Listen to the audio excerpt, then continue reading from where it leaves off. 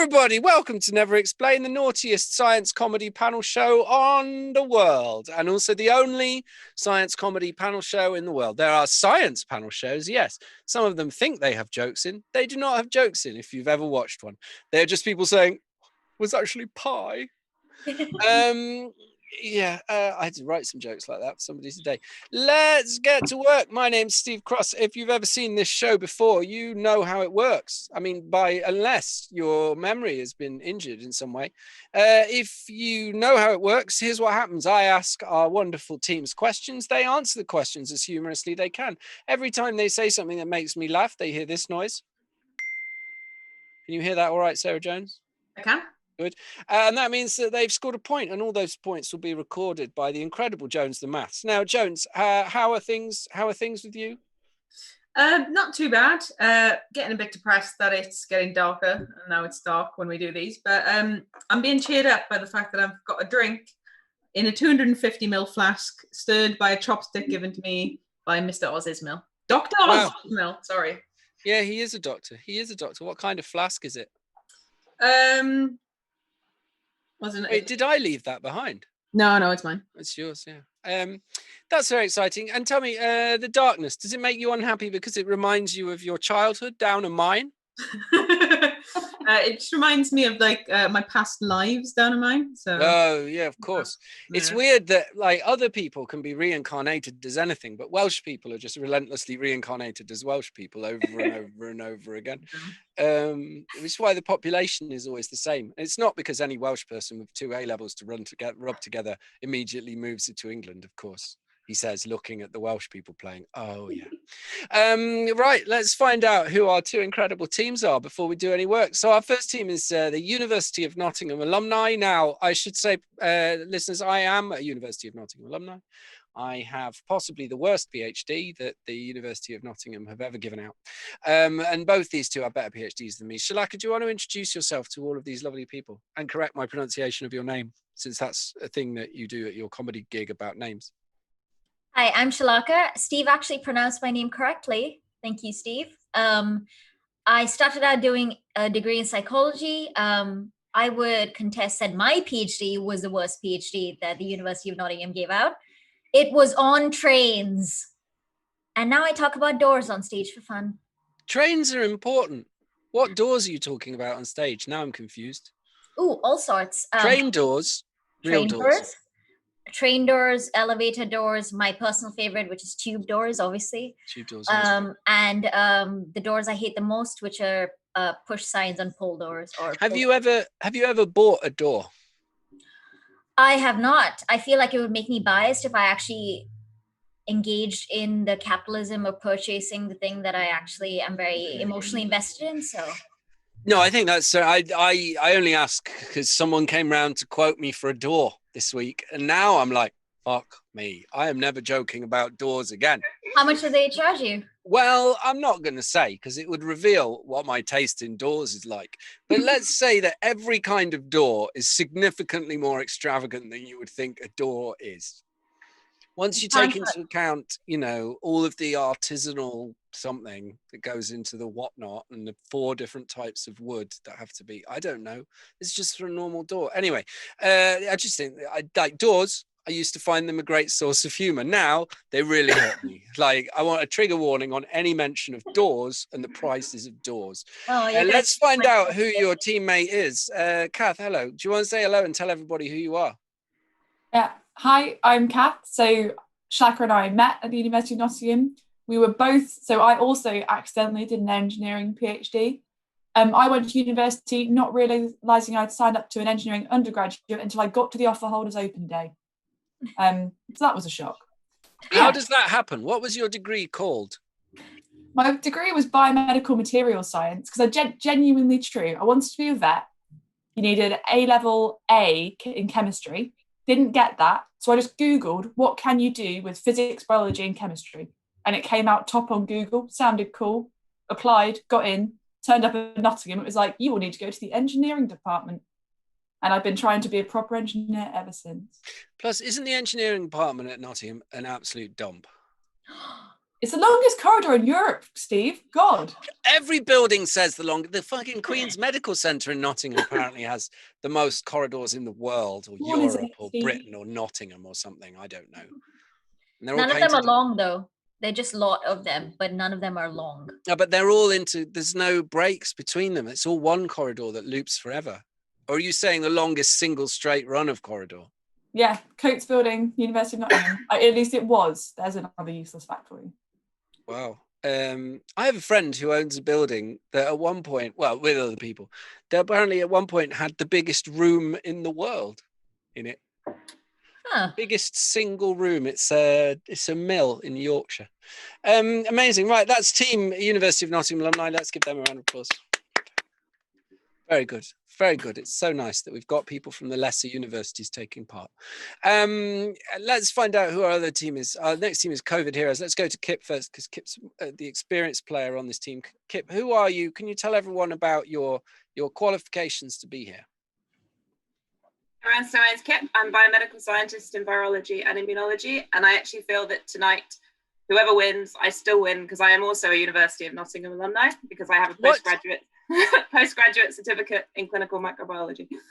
Postgraduate certificate Nottingham. in clinical. Who teaches that? It was 8 years ago.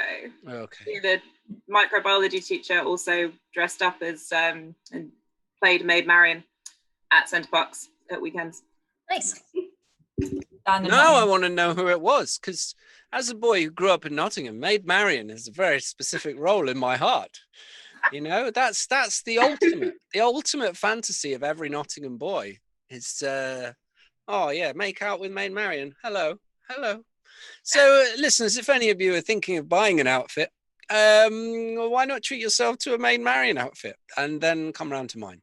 That got weird. Let's stop me talking about Maid Marian, and we'll go over. I mean, she's below Servalan off of Blake 7, obviously the number one. Let's go over to Adrienne. Adrienne, hello. Who are you? Hello. What are your qualifications to be here? So I'm doing my PhD in microbiology. Yes. I feel pretty embarrassed because I have never got a qualification from the University of Nottingham. So I feel like I probably don't have any qualifications to be here. I will do my best to fit I was in. expecting you to do a fake comic deflation where you go like, I don't have any qualifications from the University of Nottingham. I just have to settle for my master's from MIT. I actually did my master's at the London School of Hygiene and Tropical Medicine. There we go. Already. I feel One like of the great Bloomsbury colleges. Yeah. They invented the mosquito there or something, didn't they? They did invent the mosquito. That is Yeah. I mean, it's got out of hand, the mosquitoes now. I mean, it went too far. It's obviously went too But far. there was something like that they did. I don't hold it all together, you know, but there's a lot. Anyway, those are our wonderful teams. Let's have a round of applause for the COVID heroes. Oh, why are you a COVID hero, Adrienne? I took 3 months of suspension from my PhD over the summer to go down to Milton Keynes and work in the Lighthouse Lab. Talk about a great sacrifice. Milton Keynes. That was the worst part of it. COVID lab, fine. Milton Keynes, the worst part of the summer. I think it's a genius.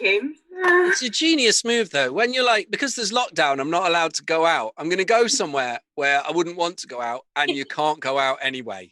There is nothing. Phenomenal. That's brilliant. So, listeners, whenever you hear a government minister say, oh, well, the reason test and trace doesn't work is that all of those postgrads who were doing all our tests for us have gone back to doing their real research. There she is. That's the person who's to blame. It's Adrienne Cox. Right, let's start doing some questions, shall we, friends? So this is going to be round one, and I'm going to ask you the first question, and I'm going to get you to answer in the order that I say in a minute. Right, first question is this. Which STEM, for those of you who don't know, STEM stands for science, technology, engineering, and either maths or medicine, depending on who you're talking to. Which STEM discipline is the best and why? And I'm going to start with Kip. Kip, tell me. So clearly virology, which is firstly my discipline, or one of my disciplines, and also because we are in the middle of a respiratory pandemic, so it's somewhat topical. It's also clearly the easiest STEM discipline because all you need to do is look on social media, and anyone with a couple of YouTube videos and newspaper articles, is an expert and knows more than I do after 14 years of study. So that was a waste of time and NHS money on 3 degrees. Amazing. Big round of applause. Heath. Did the NHS pay for your degrees? They're paying for the 4th and 5th one as well. Oh, can get in. That's amazing. At what point do you become Sam Beckett and step into the quantum accelerator and disappear with your 7 PhDs? Yeah, not only the 5th one is a PhD. Okay, right, good. I've always, because I watched that and I'm like, 7 PhDs, even if he's like really quick at them, he's still wasted 15 years of his life. And like you can get a postdoc in a different subject without doing another fucking PhD. It's just bonkers. Reed Richards off Fantastic Four, the same. Why? Anyway, good, brilliant. Thank you so much for that wonderful answer, Kip. Let's fly over to Kath. Kath, tell me which STEM discipline is the best and why. So clearly I picked engineering, but the reason I picked engineering is similar to the reason why I think many people on this call agree why you do a PhD. You do a PhD to make other people feel uncomfortable about how intelligent they perceive you to be, while also being completely useless in practical situations. So when you say you're an engineer, so that goes up with doctor, lawyer, engineer. Doctor, actual doctor, useful. Lawyer, useful. Engineer, yeah. Can you fix my car? No, I'm not that kind of engineer. And I've gone one further. So I have a PhD, not that kind of doctor, in engineering, not that kind of engineer, but in energy. So I'm a gas engineer, but I cannot fix your boiler. So you've got a PhD in causing climate change? No, the PhD was in something to help people, and then I sold out to make money, and now I cause climate change. Okay, good. It's nice that we've put you up against the team of heroes saving lives. But Shalaka does doors, so we're fine. No, don't. Trigger warning on doors, for fuck's sake. I felt my wallet twitch when you said that. That was really horrible. Let's fly over to somebody who saves lives for a living, but then stopped in order to do something else instead, because all the old people are dead now. We don't need to do any tests. I don't know. That's government policy, isn't it? That was actually the reason. They were like, they've all died. You can go home now. But I thought that was the strategy for having fewer deaths in the second wave, is just kill off everyone vulnerable in the first wave. That's why they sent it into the care homes on purpose. And now every other country is going to have a bigger second wave. And the government will be like, ha, ha, ha, ha, look, we're clever. It's like, no, mass killing is not clever. It is eugenics. Right, let's fly down to Adrienne, the saver of lives in the past. So I just want to start off by saying... something that Kip said, virology is actually the worst one because we're in the middle of a respiratory pandemic. It's actually the opposite. So I picked something I actually know nothing about. I didn't pick my own discipline. I picked astronomy. And the reason is because I think space is cool. And people think people who study space are cool. The last time I told someone that I was a microbiologist, they just looked at me dead in the eye and they just went, why? And I feel like that wouldn't have happened if I said I study space. So when we inevitably destroy this planet, either through climate change or a gender reveal party, it's going to be the astronomers that find somewhere else for us to live and inevitably trash again. The most exciting news this week was actually astronomy based. They found phosphine in the atmosphere of Venus, which hints at the possibility that there might be microbial life on Venus. And if we are lucky, this could be something or someone capable of competently running the UK government. Which is and I'm just going to end by saying size does matter and bigger is better. And what is bigger than space? Amazing. Also, what is more empty than space? And the answer is the heads of the people who study it. That was a fantastic. I don't know if any of you know people who study space. My God, they're terrible. All of them. I just say that because the physicists will like demand to be on and we'll have like the planet more. I also like the bit. So you said phosphine suggested that maybe there's a hint that maybe, yeah. It's just I've seen so many headlines where the word could is doing a lot of work. Yeah, I wanted to make sure that I know it's not that there's just life, but there's a hint of a hint, which is pretty cool. Because there's an old rule of science headlines. Could means won't. So new discovery could lead to vaccine means won't lead to vaccine. Brilliant. It undermines the whole concept of university impact. This work could lead to, it won't though, will it? It won't. The only thing it's going to lead to is 3 more PhD students with useless qualifications and you getting a promotion. On the subject of PhD students with useless qualifications and some people who recently got promotions, i.e. she got promoted from not being a PhD student to not a PhD student. Shalaka, tell us, what is the best STEM discipline and why? It's obviously maths. Firstly, what is a science? All of the sciences are so indistinct that they don't even get their own letter in the acronym. It's not called BPCTEM. Maths is important enough to be featured on its own, just as M in STEM. Also, imagine any of these subjects without maths. How would biologists measure their worms? How would chemists measure their liquids? How would male physicists count the number of women they've made to feel uncomfortable? What's next in STEM? Technology. Binary wouldn't exist without ones and zeros, which is obviously maths. And don't even get me started on engineering. Sorry, Kath. But engineers are just mathematicians who like cement. So it's maths. Phenomenal answer. Now, would anyone like to nitpick anything Shalaka said for points? Because I feel like there's a lot in there that needs pulling out. Nope, I would. Right, here we go. Binary isn't 1 and 0. Binary is on and off. Like, you don't need numbers for it. On and off are normal terms. So that's maths are gone. You can't have that one anymore. You said, how would biologists live without numbers? They would just line everything up in order. How big is this worm? Don't know. I'll take it to the giant worm chart. It's between that worm, and that will go in the paper. We found a worm that was bigger than the worm we found last week, but smaller than that one you remember from Friday before Friday last. So I take your point about biology, but when you watch movies about computer people from the 90s, when they code, they say binary and then do 101010 in that green screen on like a black background, and that's technology, and that is math. That's actually the Matrix movie. Yes. Point for Adrienne. Well,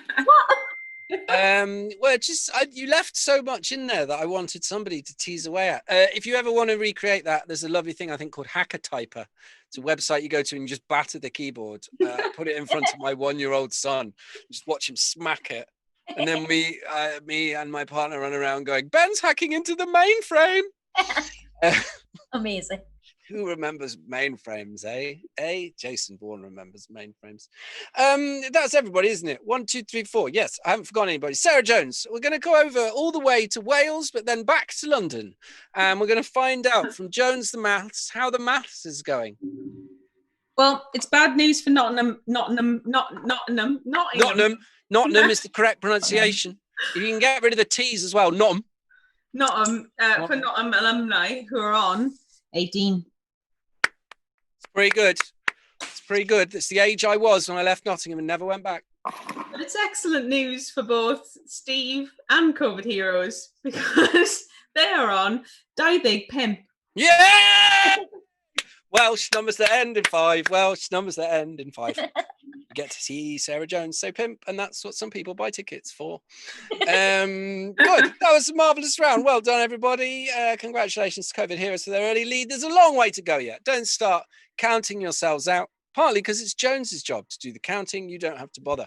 So our next round is called Great Lists of Science. I'm going to give you the title of a PowerPoint slide, and you will give me bullet points that would be on that PowerPoint slide.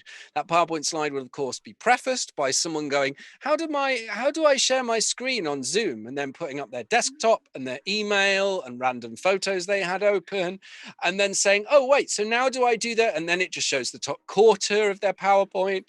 But why not come on my course, How to Not Be Shit Online? Let's move on. So I'll give you the title of the PowerPoint. You give me the bullet points. Your first title is Creepy Things for a COVID Tester to Say. The government says you can't reuse these kits, but this one looks good to me. Oh, that's really interesting. It's never come out that colour before. Let me just check where I put this swab. I'm just going to swab the back of your throat now. Oh, No gag reflex. Interesting. Open wide. No, the other end. Just wait here while I lick this. Your skin is so soft. It would make a great mask. Oh, the first half was super creepy and then it just got worse. One for the clinic and one for my collection. Is it obvious that I'm not wearing any clothes under my lab coat? Oh, you brought your own. That's interesting. Do you like it when I go deep?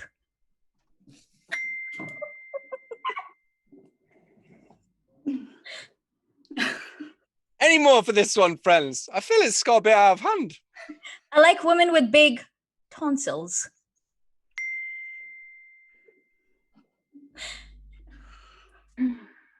Listen to Shalaka. Right, I think we'll stop that there before Shalaka gets any worse. Incredible performance by all the players there. I'm so glad I asked that question. Sometimes topical questions don't work, but I think that one really did. Right, friends. Yeah, it's nice that you're already in this mood because the next question is titles for science-themed adult movies. 2 girls, 1 pipette. G-string theory. Shirley, Rosalind, go for it, Kat. sorry. Rosalind's Revenge, which is a BDSM femdom thing with her beating the shit out of Crick and Watson. It's not that funny if it needs that much that much explanation. That's what right. you call a Radio 4 joke, as if afterwards they have to go through all the footnotes. Shirley, you're choking Mr. Feynman. Now that's a joke. 50 Shades of Grey Matter. Nice. Covenant bondage. Both satisfied and unsatisfied. Covalent bondage. That's a joke. Logarithmic growth. What? Fine, the large hard-on collider. When I grew up, log is a poop. And God, gross. well, it was like when I grew up, right, in my school, the word was meant wank. But apparently across the whole south of England, it means piss. So when I was in the pub once, as a grown-up with a friend of mine who's in the army, and he stood up and he went, "I'm just going for a waz." I was like, wow. Turns out when you spend a year in Afghanistan, just your standards for what is normal behavior really drop fast. And then he had to explain to me. More adult titles for science. No, science-themed titles for adult science-themed movies.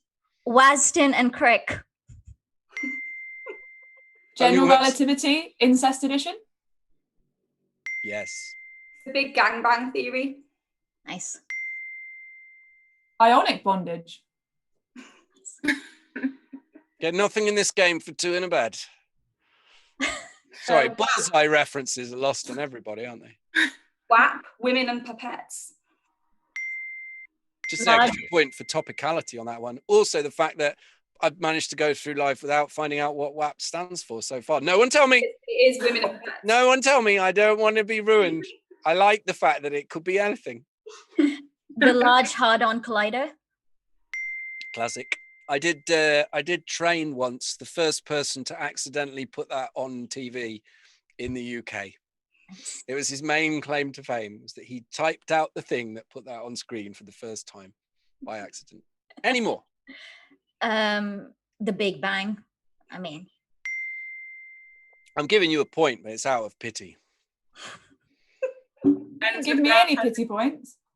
Well, to be fair, Kath, like the country that I'm from didn't enslave the country that you're from for quite as long as it did. So she gets like reparation points. Yeah. I don't know if that's insensitive or not. I mean, it's accurate. no, I'll take any points I can get. There we go. You owe me. A point for desperation. Right, let's go on to the number 3. So listeners, regular listeners will know I often write these questions in a strange mood. Let's not forget the greatest ever round 2 question of Great List of Science, which was, where have I put my keys?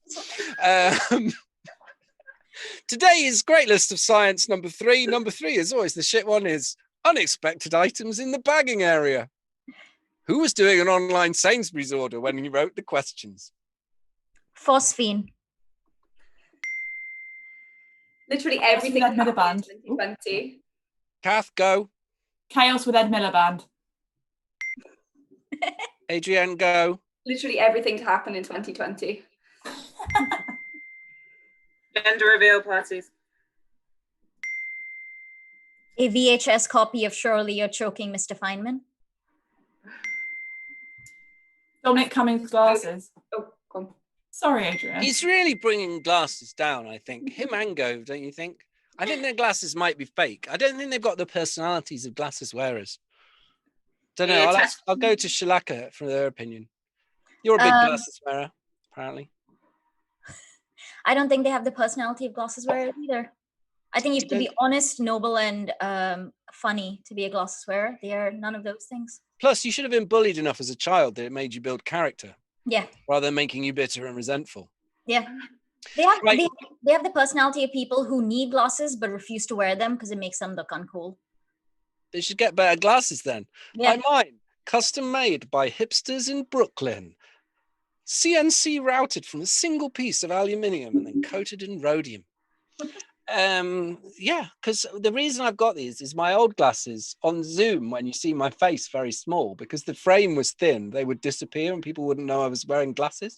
So I had to get some these are glasses, just because I live my life online now. Right, give me more unexpected items in the bagging area. A functioning track and trace system. Also, a functioning Morrison's bloody bagging area would be quite nice. A STEM organization with a decent plan for Black History Month. Yeah, they just do the history of black pigments throughout time, don't they? Yep. An experiment of mine that actually works. Kath, Shalaka, do you remember those days when you were PhD students and nothing worked? No. I thought you were going to say when something worked. I was like, no, nothing worked. That's what we want to hear. But we're all shining examples of the fact that you don't need positive data to get a PhD. You just need to put the years in. It's a qualification in stubbornness rather than anything else, surely. Yeah. I'm getting it out of spite now and nothing else. That's what Yes. Yeah, I've put this much time in. The amount of time left is left. It's the gambler's fallacy of using good money to chase bad money. Happens to everybody. Right, any more unexpected items in the bagging area? I'll take 2 more if anyone's got them. Useful PhD? No, keep them coming. Life on Venus. You already did that one. COVID-19 testing slot. Right, there aren't any more. Let's stop there. Thanks. Good. It's nice that you all went back to the well one too many times, every single one of you. So that was the end of round 2. Let's go over to the deep, dark Jones. It's descended from Wombles, Welsh Wombles, and find out what's happening with the numbers. Well, in a surprising turn of events, we've actually got COVID heroes on Pedwar Day 3. Oh, that's a big number. You know, that's Douglas Adams' favourite number. But Nottingham have not only overtaken, but they're blessed by the pimp and are on Pedwar Day Pimp. Yeah! Pimp. With pimping. Brilliant. Well done, Nottingham. What a round you've had. COVID heroes. Oof. You can't let these two get away with that. Point for a cat on screen. Now, the round 3, I'm going to ask you the question, where is, or historically was, the worst place in the world to do science and why? Because I am sick of men with £1 million or more saying, I just want to make Britain the best place in the world to do science. It's like, define best, do, place, and science. Otherwise, that sentence means nothing at all. You might as well say, I just want Britain to you might as well get my children to write policy, for fuck's sake. Right. But I want to find out where Israel was the worst place in the world to do science and why. And I want to do this in reverse order, which means I want to start by hearing from Shalaka, is it? No. Yes. Shalaka, tell me, where is or was the worst place to do science in the world and why? Okay. The tube. Unlike Kinder eggs, all of the fun stuff is on the outside. If you're in the tube, you can't watch how they move. You can't see what the next tube is. You can't study the doors, which is all the science that I enjoy. Also, I love a good door. How can I study it if it's opening and closing all the time? Also, there are too many people on the tube to function even now because everyone's taking their 30 best friends to go shoot grouse or whatever. Also, people don't wear masks on the tube, masks that cover their nose, and you can't do science if you get a deadly virus. Finally, if you do your research on the tube, you're going to be the kind of obnoxious person who writes a paper that has the phrase "mind the gap" in the title. I did a Google search on papers that have "mind the gap" in the title. I reached page 100 of the Google search results before the server crashed and Google literally told me to stop doing this to myself. That's how many papers there are that have "mind the gap" in the title. The tube is the worst place to do science. I mean, ever since Boris Johnson banned drinking on it, the man who's like, oh, I mean, I'm the fun Prime Minister, I'm the fun Lord Mayor, I like fun, banned drinking on the tube, like the only good thing you could do on the tube. Yep. It used to be so nice. You could go out, pop in a corner shop, get a bottle of scotch, finish it off on the way back from wherever you were. And if you felt really naughty, you'd intentionally go somewhere like Ealing, where the tube takes hours to get anywhere from. Oh, where are you going tonight, Steve? I'm partying in Barnet, mainly so I've got more drinking time on the tube on the way home. Boris Johnson ruined all that. I mean, he drinks in the back of his fucking chauffeur-driven limousine. I bet you, bastard. Breaking news: Boris Johnson is a cunt. No one knew that before.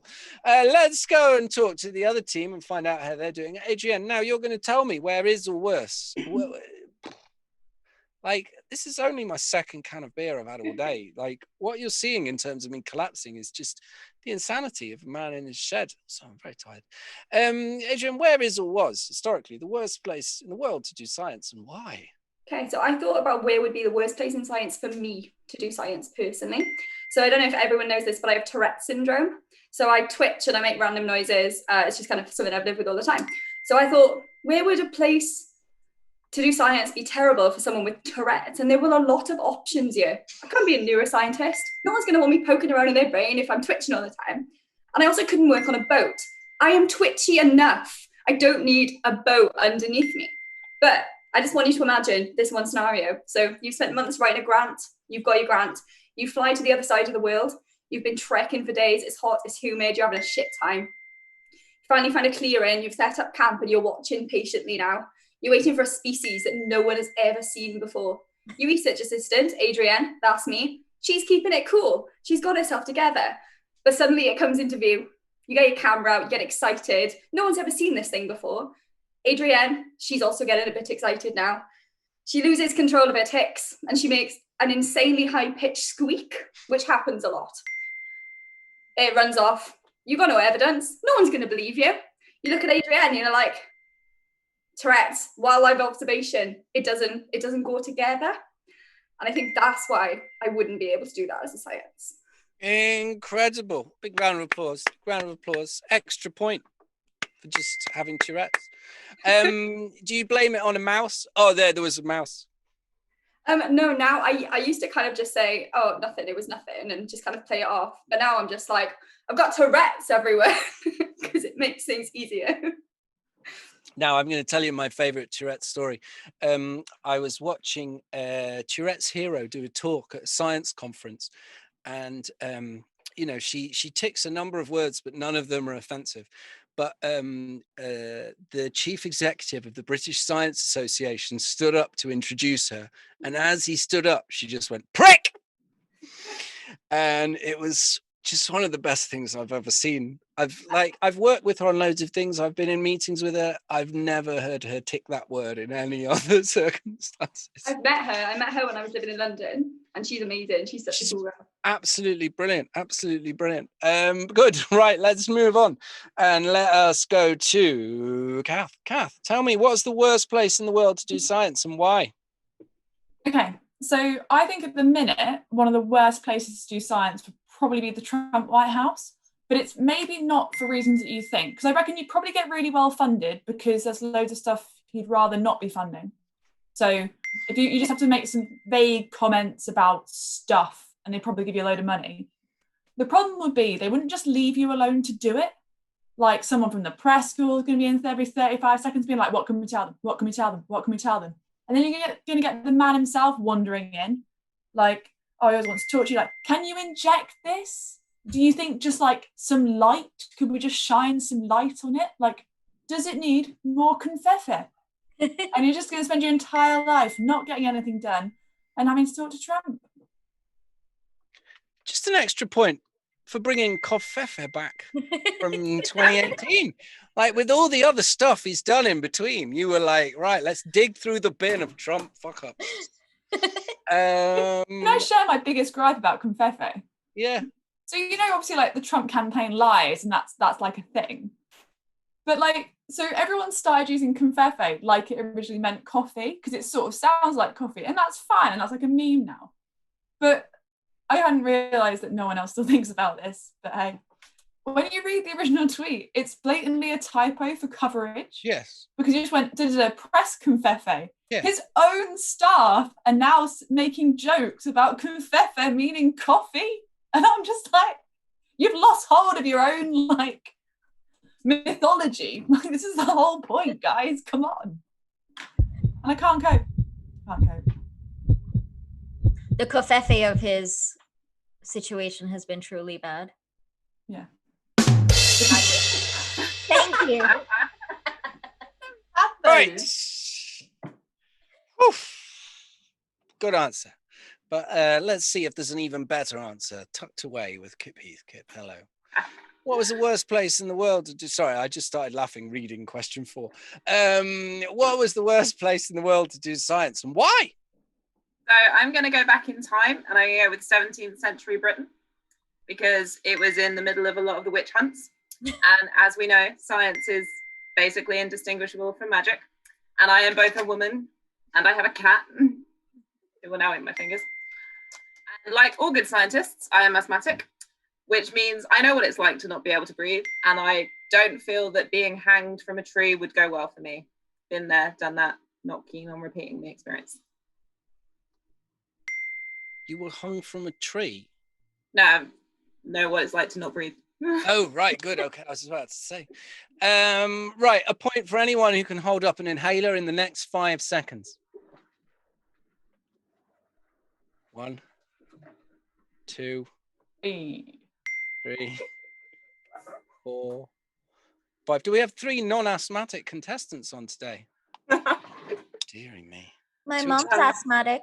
2 of you don't even wear glasses. What, and you didn't bother inheriting it? I'm getting there. She said to have an echocardiogram because she's worried about my future. So that's nothing to do with asthma. Oh, that's your My heart. mum is also asthmatic, but I only inherited her Tourette syndrome, so you can't have it all. I suppose though, you got the more rare version thing, didn't you? I Asthma, you presumably you're like, fucking asthma, everyone's got asthma. When it's compare conditions day. Like, it's like the extreme version. So like, have you ever done the thing where you compare scars? I got a big scar on my head recently, just so that in the pub and stuff, when people are comparing scars, I can be like, look at that. And they go, how'd you get it? I'm like, oh, knife fighting, mate. Not moving audio-visual equipment around, which is what actually led to it. Brilliant. Let's find out how we're doing before we go to the bonus round. Have I talked to everybody? Yes, I have. Right, Jones, the maths. It's been an up and down game so far, hasn't it? How do people in Wales deal with things that go up and down? We mostly view them with suspicion and tell them to leave us alone, please. And live in the down bits. Yeah. You walk up bits and you just live in the down bits. That's how we live our lives. Well, once again, it's been a topsy-turvy round because the leaders have switched once again. Nottingham Alumni on Pimp Dig Now. Whoa, good use of pimp though. And also a drum roll for Shalaka. Whereas, I mean, it's all to play for because COVID heroes are on 60. Just a reminder for regular listeners, Sarah only knows odd numbers in Welsh. She does not know even numbers in Welsh. Right, we've got time for the bonus round. We always have time for the bonus round. I might have to stop calling it the bonus round and just call it round 4. And round 4, you will know, listeners, is always, it's a playground classic. And today's playground classic is one of my favorites. It's who would win in a fight. And remember, participants, this is who would win these actual fights, not which is better, not a metaphorical fight. It's an actual get down, throw them punches fight. And I'm going to come to Shalaka first. Who would win in a fight between a Pendolino train and a Crossrail train? So a Pendolino train, by its official name, the British Rail Class 390, would definitely win in a fight over the Crossrail train, the British Rail Class 345. But wait, you say, what about the wonders of German engineering? And you are correct. The Crossrail train is made by a German company. However, through my investigations, I found that the new Crossrail trains are actually made in Derby. And as a Nottingham alumni, I know all too well what Derby is like. Nothing good ever comes out of Derby. So the trains are trash. The Pendolino trains, on the other hand, are designed in a similar fashion to race cars. And they incorporate a tilting train technology, which allows them to move faster around curves. So if I've learned anything from Fast and Furious 3 Tokyo Drift, the best Fast and Furious movie, the thing that makes a car sexy and powerful and able to dominate in its field, and obviously better in fights, is being able to race very fast and tilt around corners very fast, or the official scientific term for it, to drift. So Pendolino train. One of the all-time great answers. Just for those of you who don't know the East Midlands, Derby is not very good. I went there recently just to see what it was like, because I lived there from the age of 1 to the age of 9. Oof. And it's even worse than it was when I was 9. Mind you, Nottingham's gone downhill as well, probably because Shalaka and Kath left. I lived in India, and living in Derby is a rough childhood. Yeah. Kath, you were about to say something. I'm still here. Where in Nottingham do you live? I'm in Beeston. Barely Nottingham then. I've got a milkman. Of course you have. Actually, they're a milk person in Beeston, so you know. Yes. In West Bridgeford, they'd be a milkman, because I think West Bridgeford is so Tory, women aren't allowed to have jobs there. But I was like, you're saying we're posher than West Bridgeford? Because no, you're not posher than West Bridgeford. No. You know, you're still for north of the river. You're pretty hoity-toity. Beeston. I grew up in Woollerton Park, of course. Let's move on to Adrienne. Adrienne, so I want you to know who would win in this fight. The California wildfires versus the 1960s Batman and Robin and all their gadgets. Okay, so I'm going to start with the wildfires first, because they seem like they'd have the advantage. They're angry. They cannot be reasoned with. It's a fire. They are motivated by nothing but destruction. They just want to destroy. And it's a massive fire. But they're also erratic. They are all over the place. They got no game plan. They don't know what they're doing. And this, I think, will work in Batman's favour. So let's go over to Batman and Robin, the 1960s one. They've got a lot of gadgets. Like they've too many gadgets. But a lot of their gadgets actually are based around explosions and fire, which I actually think would not be helpful in this situation. I don't think the term fight fire with fire would actually work in this fight. But they've also got some useful ones. They've got the illustrated bat slides, which I can only assume would be a PowerPoint presentation Alfred in order to prepare them for the fight. And they've also got their bat calendar, which has all of the important gender reveal party dates, so they know when the fire is coming. They've got their anti-thermal bat t-shirts, which would obviously protect them from the heat of the fire during the fight. And they've also got the bat drone plane, which I'm assuming they can attach comically large buckets of water to actually put out the fire. And if all else fails, they've got their skywriting drone, which would write intimidated messages in the sky to try and put the fire off his fight. And if everything else fails, I'm sure he must have some sort of bat hose pipe in his bat shed that he can use. But that's obviously going to be a last resort because it's not in the official gadget list. Phenomenal. I'd like to thank you for the incredible finding that the way to stop a fire is just to put disparaging messages in front of it. You're very much the King Canute of the firefighting world. I did realize, as I'd done that later, I should have given you Christopher Nolan Batman because of Alfred saying some people just want to watch the world burn. And fires especially want to watch the world burn. Marvelous, marvelous. Right, let's fly over to Kath. Kath, let's delve into the worlds of the history of science and popular entertainment. Tell me, who would win in an actual fight between 1,000 Mr. Blobbies and 200 Marie Curies? Okay, so I came to this one ready to actually write some jokes. And it turns out the situation is far more dire than we originally believed. Because Noel Edmonds has gone on record to say what Mr. Blobby is doing now. And essentially, he's a washed up alcoholic. So frankly, while I was going to go on 1,000 Mr. Blobbies, overwhelming 200 Marie Curies on mass alone, and just suffocation, he's in no fit state. The man's washed up. His wife's left him. All the little Blobbies apparently have gone off as well. He's in Magaluf. He had his best years in the late 1990s, and since then, frankly, he's done shit all. So yeah, you've got a woman who, not single-handedly, with her husband, discovered polonium and radium, I believe. I don't know if that's wrong. She took, and with her daughter, portable x-rays to the front to stop French soldiers having their legs amputated for no reason. She literally, it's going to take her 5 minutes. 1,000 Mr. Blobbies, no problem. Amazing. Sarah, can we take 1 point off Kath? Because chopping the legs of French soldiers actually sounds quite entertaining. And I feel bad that Marie Curie stopped the surgeons having their fun. That's how the surgeons felt as well. Which one you like to keep? That was lovely. Mr. Blobby is largely inflatable, so it's difficult when you say they defeat them on mass alone, because we don't know what was inside of Mr. Blobby. Mr. Blobby costumes might have had Marie Curie inside and then inflated. We don't know. We don't know. It's one of the great mysteries of Blobby. Let's now we're coming to the final answer.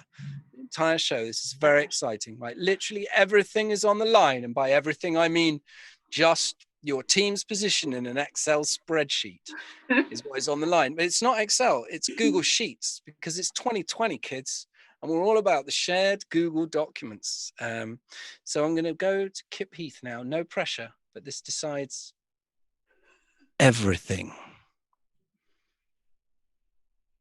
Kip. It is you now, isn't it? Oh, you're going to ask the question. Oh, yeah. Who would win in a fight between the staff of the NHS and all of the world's atomic scientists? So, slightly biased as an NHS staff member my entire life, and they've funded my full higher education. But the NHS is the largest employer in Europe, with over 1 million staff members. And like a terrible scientist, but almost all world-leading politicians, I am going to do this based on one half of the equation. So I'm going to assume that my army is bigger than your army. I have no idea how many atomic scientists there are. If we call this a fair fight and assume that atomic scientists would not want to bomb us all to hell because that would also destroy the rest of the planet, I'm going to go with sheer volume of numbers will overpower them. And on a personal anecdote, every other healthcare scientist I know is a powerlifter. So you come across tiny little 5-foot scientists in lab coats and they can bench press 100 kilos. So I like to think that they're in better shape than most of the atomic scientists. Amazing.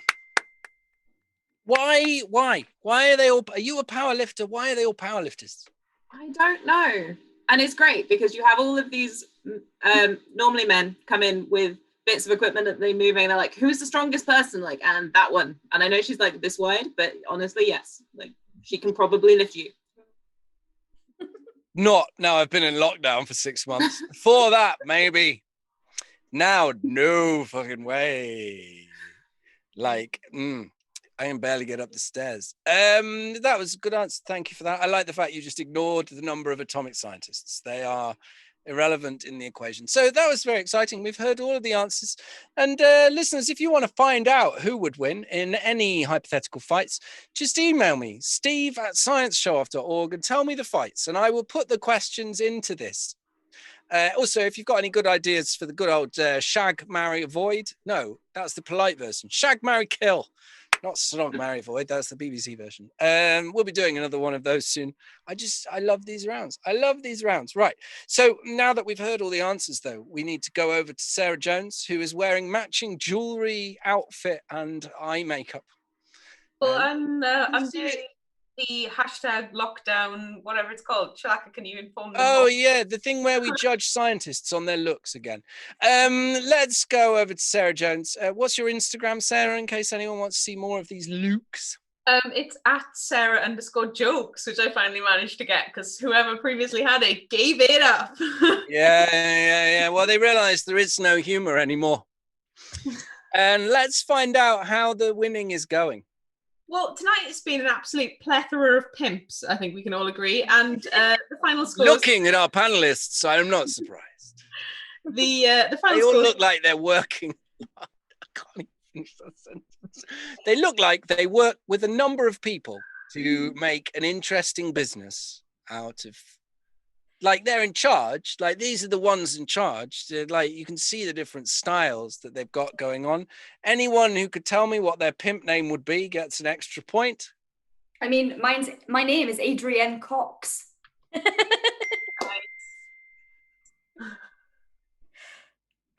Sarah. That's another point for them, Sarah. You have to put that down. Oh. Right, now let's find out what the final scores were. Well, I've got to change them now. Right, okay. Yeah. We've stayed with the plethora of pimps, and we've got Nottingham alumni on Scythe Dig Pimp. Oh, great score, 75. Better write that down. I don't have a pen, so I've been in lockdown for so long I haven't used stationery. Anyway, right, I'll look at it later. The COVID heroes have absolutely trounced them in the last round with 82. Huge win for the virus lovers. Sorry to the people from, if you draw a line up from the Isle of Wight and a line across from the top of East Anglia where they meet, that's Nottingham. Sorry to you that you didn't win. A big round of applause for all of our incredible players. Now, we are not back next week because someone's paying me to do a quiz. We're not back the week after that because someone's paying me to do a quiz. We are back the week after that. That'll be the 8th of October. There's another one of these. I might do one in between if I'm like, I'm just doing too many quizzes. On the other hand, on the 30th of September, there is Engineering Show Off, which won't be a panel show like this, but it will be a number of incredible engineers doing 5 minutes of comedy about their work. Details are on scienceshowoff.org. And with that gig, all of the ticket money will go to the wonderful charity Engineers Without Borders. Now, I don't know if you know of the evil organization Engineers With Borders, who go around just building giant borders. I mean, in some ways, the biggest supporter of Trump's walls in the world is Engineers With Borders. Engineers Without Borders work to try and overcome the work of Engineers With Borders, and also do very important outreach and try and change the whole way engineering is taught in the UK to make engineers less evil. Kath. Right, have a wonderful week, everybody. Big congratulations to our winners. A massive boo for our losers. Boo. Ooh. And let's go over to Sarah Jones for some final words of wisdom. Sarah, is there anything you'd like our listeners to think about over the next week? Well, I think if anyone was watching our previous show, we'll all know that I'm now sponsored by the number 9. So I'd like everybody to just generally think about the number 9 and how it plays a role in our lives.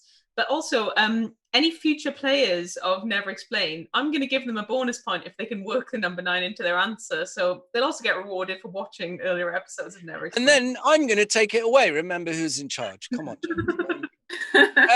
Brilliant. Right. Thank you very much, everybody. Thank you for coming. See you all again soon. You are all wonderful people. I'm just going to go and stop the stream. Are you sure you want to end your stream? Yes.